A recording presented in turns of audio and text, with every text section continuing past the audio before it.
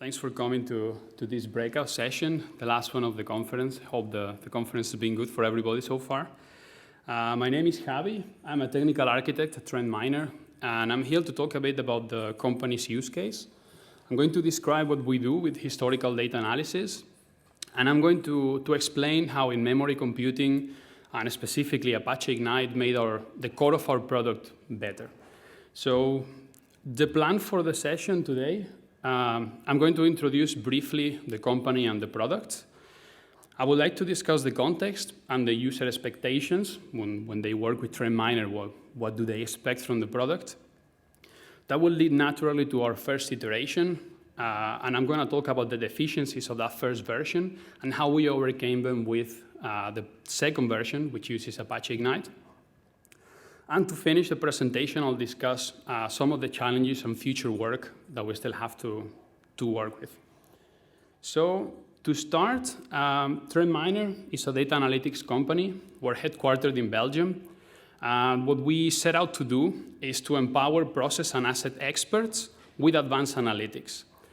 So we saw there was people, in this case engineers and operators, working in chemical plants, working in the industry, that they gather a lot of data, but they're lacking the skills and the time actually to invest in getting value out of this data. So what we typically saw is that on one end on the scale, if you're talking about data, there is the data science. Data scientists are very good at looking at vast amounts of data. They apply very complex algorithms to extract knowledge and key information, but they perhaps lack the domain expertise to put that into practice. And on the other side of that same scale, we've got the domain experts. They really, given the key piece of information, they know what they need to do to improve efficiency, to reduce waste, and to work better in their individual plants. So what we do is the product was designed then to kind of fill the gap between these two worlds. We wanted to bring the data science toolkit and analytics closer to the domain experts, so they could take advantage of their data without having to know a lot about data science. That's more or less where the product fits. Then what we typically see, so this is where the product normally operates in. We see in the plant, they will normally have lots of sensors, lots of telemetry deployed. They will be gathering lots of information from their processes in the plant. And all of these data, they're typically time series data, they would store it in a central storage location. These process data database, they're called historians, they are really optimized for writing. They can ingest a lot of data from these plants, but they lack, again, that kind of edge on top to be able to analyze and work with this data. So the product actually hooks in. We connect to these historian databases, and then we offer the user a plethora of options to control, analyze, and optimize their processes. So on the next slide, I've got a screenshot of the application. So what you see there is one of the core products of TrendMiner. It's called TrendHub, and we can visualize time series data. So what you see on the screen are 3 different time series the user wants to visualize. The user might see, okay, there is an anomalous pattern on my signal. I want to actually find out, have I seen this pattern before? What is causing this anomalous behavior? And they start naturally interacting with the platform. So we offer a range of analytics capabilities. So some of them all working on time series data. Some of them are descriptive analytics tools. So we've got the users really trying to do search on historical data. They want to see if a pattern has been perceived in the past. They might also want to do root cause analysis. They want to see, okay, what is actually motivating this change on the signal. So they want to really describe what they're seeing on the screen. We also offer, moving now into a different sector, predictive analytics. So now when the user knows why something has happened, they want to be able to prevent that from happening in the future. So they defined fingerprints, they define ways to be able to be alerted when something anomalous is going to happen. And they want the tool to alert them if some time series is deviating from what they consider normal. And last but not least, we also offer options to model data on top of the time series. So they might want to smoothen the signal, or they might want to create new time series data on top of the data that they already own. So that's more or less how the tool operates. And I'm going to cover a bit now what is the context and scale. What we work with per time series, we've got around 300 million points on the highest resolution we support.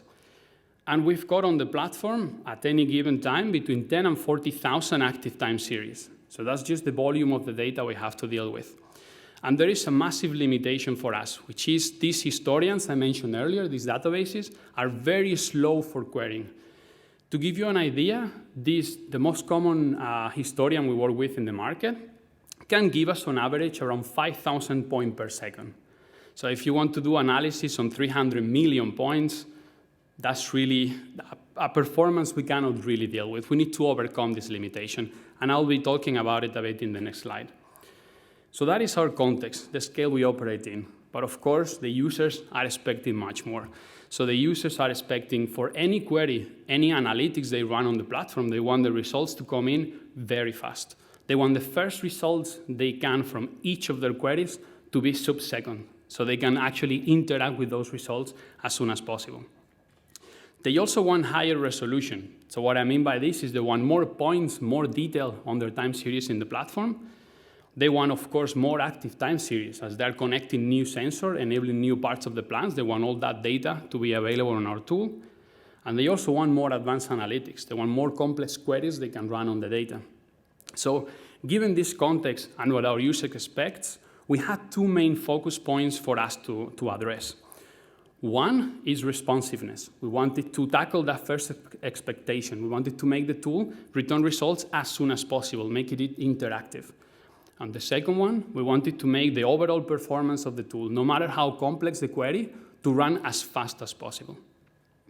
So for the first version of our architecture, we focus on responsiveness. We wanted to make TrendMiner more interactive. I won't go into too much detail on this architecture because we're going to see the deficiencies very quickly, and I'm going to focus on how we improve that on future versions. But here is an example. We've got the user accessing TrendMiner with the web browser. We've got a user interface, and we've got the TrendMiner application.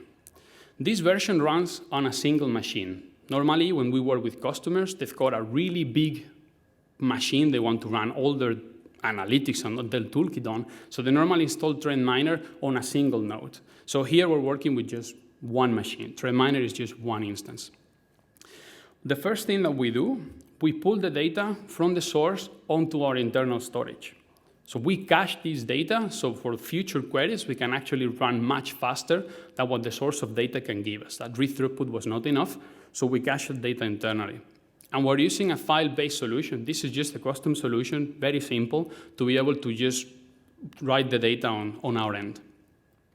Once we've done that, the user can then query TrendMiner for something on that signal. They might want to know, for example, in a time range, if a given signal is passing through a given value. So they want to know if the temperature, for example, of a reactor is going too high, just to put an example. That then goes to our algorithmic layer. What our algorithms do, they take the data from the file-based storage. They will take that chunk that they want to work on. They will go iteratively looking at all those points. Have I meeting the criteria in this time range? And report those back to the user as I'm getting results. So at the moment I'm producing results in the algorithm, we're streaming them back to the user interface.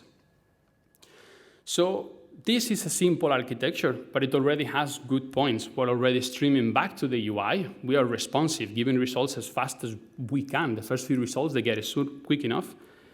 And it's actually fast for small queries. But as the scale goes up, of course, we find the performance is not good enough. Vertical scaling can only get you so far. And indeed, the problem was the algorithms and the internal storage that are not scalable. So we had to overcome this limitation if we wanted the tool to have a wider usage. Of course, with the scale, we needed to go horizontally. So that's what we went for the second version, and that's what we're looking at Ignite, to help us overcome the limitations of running on a single machine and run across multiple nodes to leverage that architecture. So for the second version, we then focus on making TrendMiner more efficient. We focus on making the tool more performant. The first thing we look at is our data model. So a time series is a stream of points. So we've got from the beginning of the time for that time series we have data for until recent times, and it's really just a stream of points that we see. if I want to be able to run in a distributed setup, I need to be able to slice this time series and distribute the data.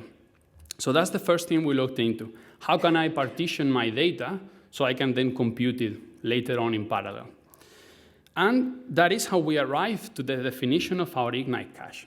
So our caches on Ignite have a key and some data block. The key is a start and the end date of the slice that we define, and we've also got a time series ID to refer back to the time series it comes from. And for that slice of data, we store all the points that we see on that window. So for each point, we store the timestamp and the value of perceived on that specific point in time. Now, the key question to answer here is, how do you do the slicing? So there are multiple ways to do it. You can do it based on volume. So you can do it, okay, for each, I don't know, 10,000, 20,000 points, I'm going to define one slice. Or you can do it time-wise. You can say, I'm going to make my slices a fixed time window, and then get all the points that are in between. So what we looked at was actually fixed size slicing. And the reason is, this data that comes into the tool typically comes from sensors. Sensors, they will typically have a sampling frequency, so the data that we get tends to be evenly spread over time.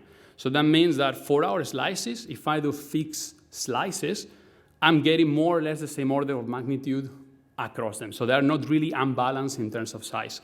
And it has a really good advantage, which is if I want to know that point in which slice that point belongs to, if I'm slicing by hour, I know that point will be on the 16th hour of that day.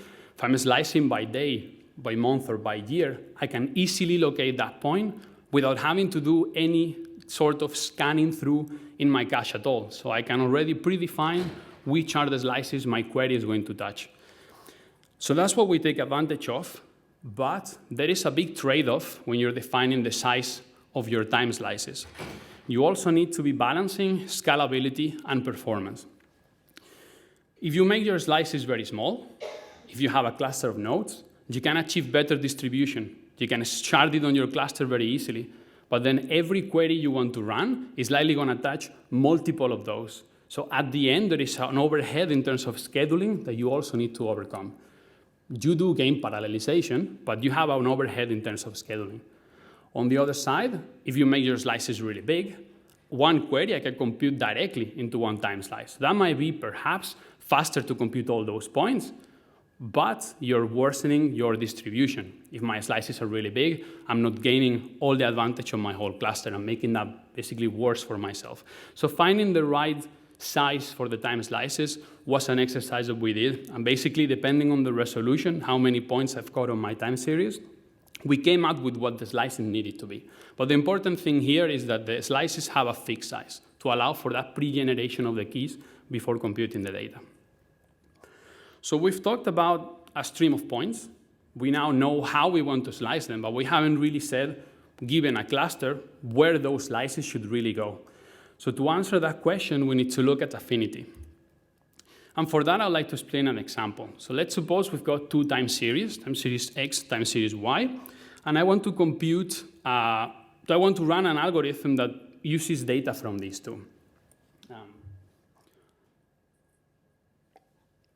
So one example might be if I want to know, as I said earlier, my reactor, for example, the temperature my reactor is reaching, but only when my production line is in operation. So I'm involving two conditions from two different time series, and I want to compute the result. And let's suppose the computation only touches my slice number 2 of data. But I need to compute data for both of the time series. So it would be very handy if those two time slices were on the same node, so I could compute my data without having to transfer data from different nodes. And that's how we came up with our definition of affinity. So for a time slice, for all the time series that are active in the platform, I store them on the same node. I want to make sure if I need to compute with multiple time series, that all of those partitions can then be aggregated together without having to transfer data between nodes. And in the example, if I'm slicing by day, we typically use, well, in this case, 2019-06-04, like the day. We use the day itself to specify the affinities. All the data for all the time series get routed to the same node. So now we know how we locate data on our cluster. We split it, we have fixed time slices, now we know to which node that's gonna go, but we still need to compute. So at this point, our algorithms, we're still looking at the data as if we had a contiguous stream of points. They go from the first slice they need to use to the last one, and they will compute which points meet a certain criteria in chronological order. So they just go, but we know, of course, if I'm running this algorithm in one node and I need to pull data from the nodes as I'm computing, I'm transferring lots of data to the node that's doing the computation. So we wanted to invert this. We wanted to then be able to ship the computation to the node that has the data and get advantage of and only send the results from those slices. And it looks more or less like this. So we've got, let's say, a cluster of 4 nodes. Thanks to Affinity, we've seen how these slices will get then distributed on the cluster. And we take advantage of Ignite Compute to bring that scalability aspect on the algorithm.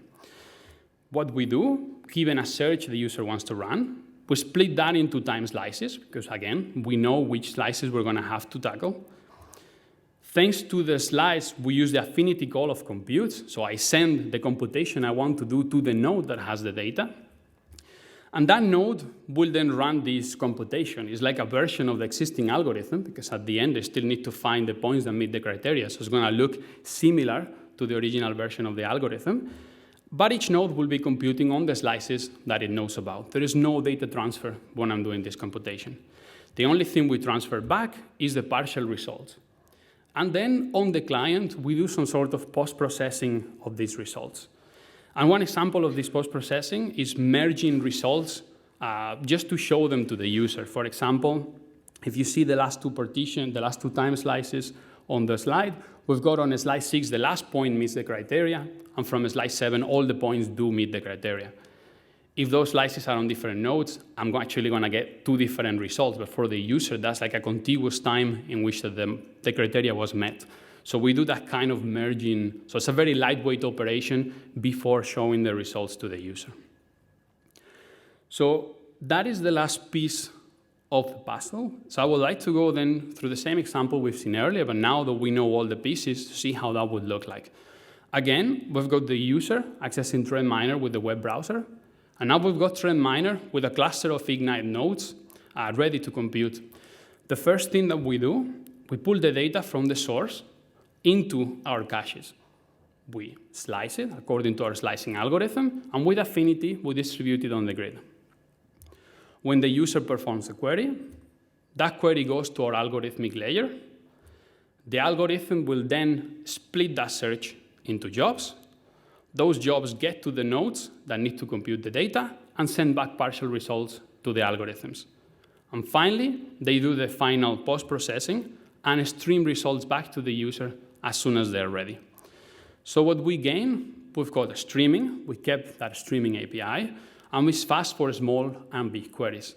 And the key was actually indeed making the algorithm scalable and our storage scalable. But this flow that I've shown works, and I've only depicted a single request. So one challenge that we had to face was, okay, this is the flow for one user, one request. But what happens if I have multiple users, as we do naturally? They're trying to run different computations. Each computation might be completely different in nature. How can I make sure that all the nodes execute data as efficiently as possible?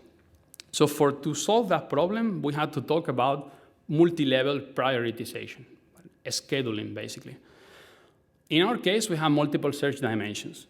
We've got time series, so your computation might be on a single time series or multiple ones.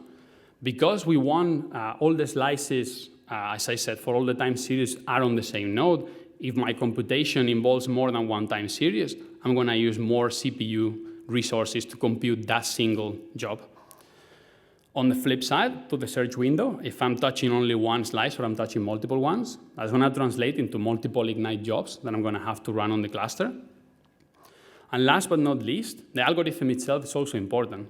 For the user to visualize data, they want to see the data as soon as possible.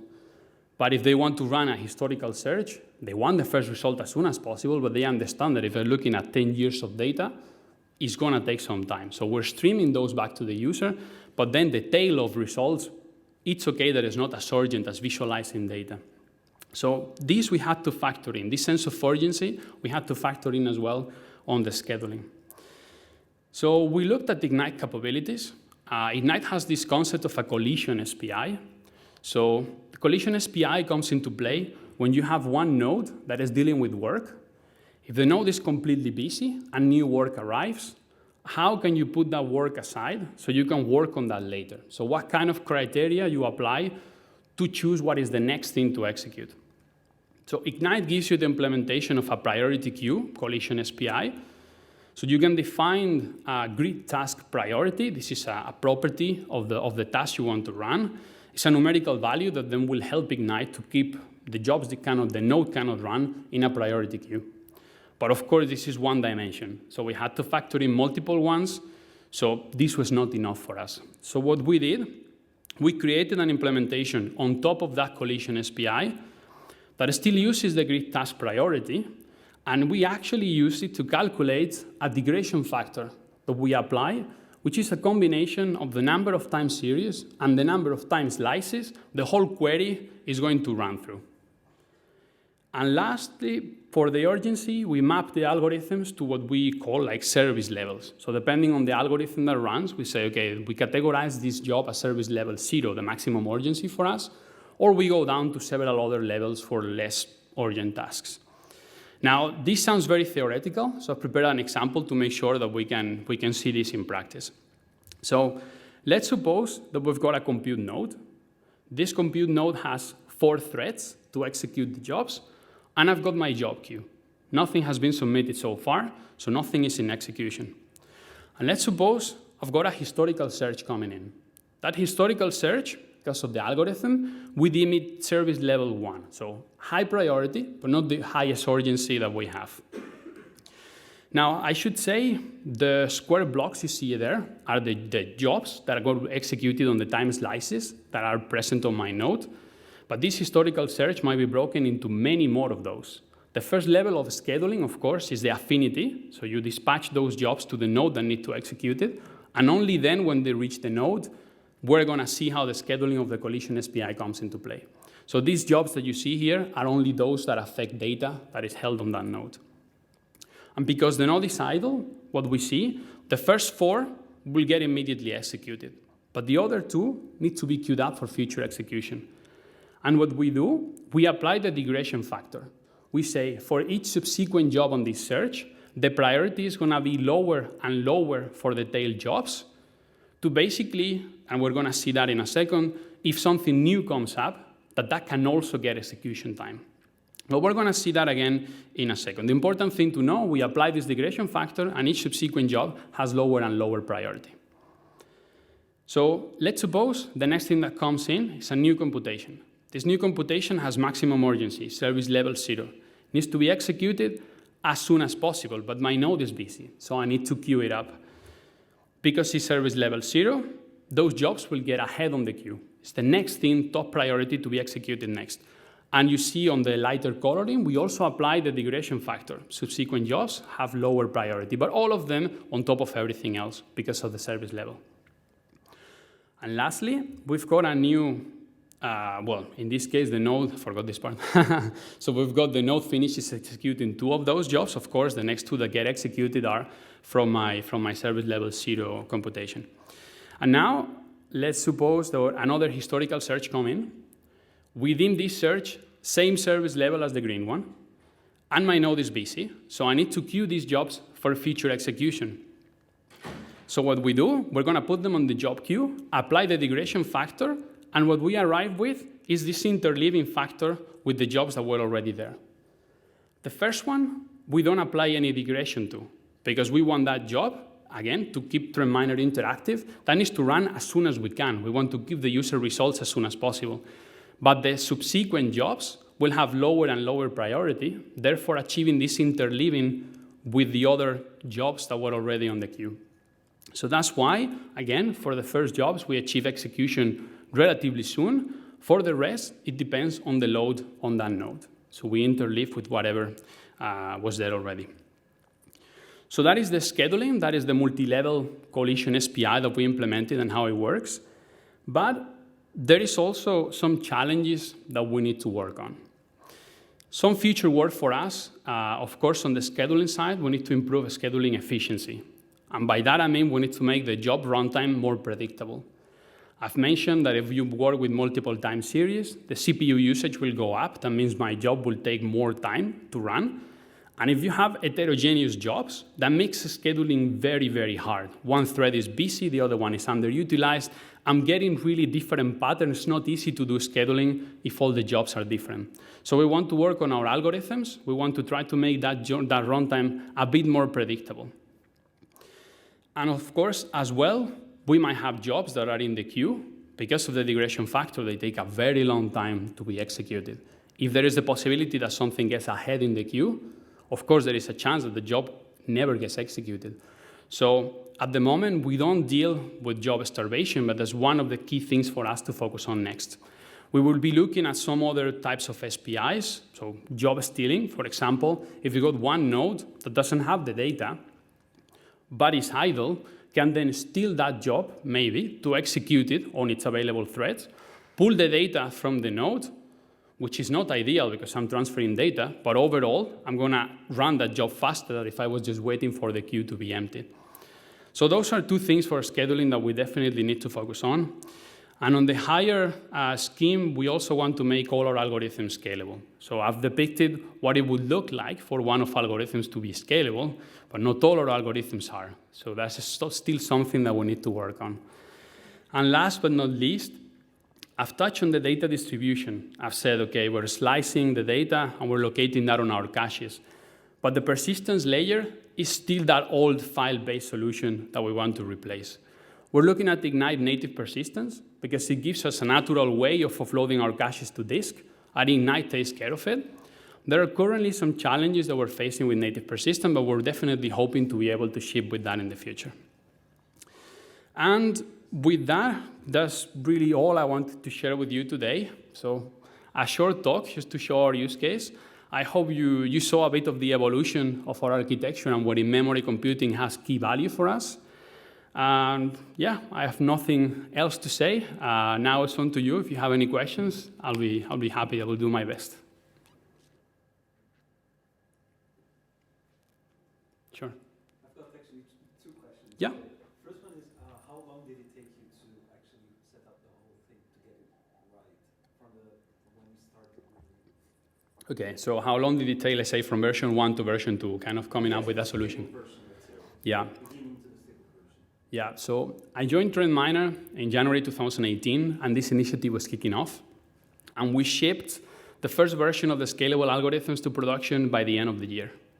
That's not to say the whole solution is there. As I mentioned, the storage is still not quite there yet. But the scalable, the compute part, and the caching layer, that got shipped, let's say, within a year. Yeah. So since, of course, you're having some challenges with the scheduling, have you also looked at existing schedulers or not yet? Like, to me, it looks like a good case of using something like Yarn or something that Spark runs on top of. So have you looked at that, or do you have any specific reasons not to? Well, it's a very good question. What we looked at first was, of course, what Ignite provides for us. We then extended it naturally. We felt like we could extend that solution already to get this benefit. But given the challenges we have, we'll probably be looking at what else is there. Are we doing something wrong? It's definitely a small piece. It's a collision SPI. It fits nicely with Ignite. But that's something that we will be questioning, definitely. So can we actually solve, for example, job starvation with the tools that are there? So yeah, we'll be looking into that. We haven't done it yet. So, but thanks. Sure. Based on what I understood in this short time, it looks like from version 1 to 2, you needed a cluster mechanism. For what, sorry? From version 1 to 2 movement, you needed kind of a cluster mechanism. Why you wait for Ignite as such? Because Ignite is not giving clusters, it's giving performance also. Was performance an issue in phase 1? Well, any other tool you have compared with? Sure. No, it's a very good question. Most of our customers still have one machine, one really big machine. That's their hardware. We run on top of their hardware. But they're facing limitations, so we definitely needed to scale horizontally. That was a given. When we looked at the market, we needed one solution that could work on both worlds. Ideally, we wanted something that could work ideally in one node or scale to multiple ones ideally without us having to change much. And Ignite seemed to fill the gap pretty nicely. If you have multiple Ignite nodes or you have one of them, you can apply your same data and compute APIs, and that layer wouldn't have to change necessarily. And also for the computation part, for that co-location, we didn't see any other tool that could really do the same back when we started our analysis. So that's where Ignite was fitting the gap nicely and also giving the option to go to a cluster without having to maintain two different technical stacks, if you see what I mean.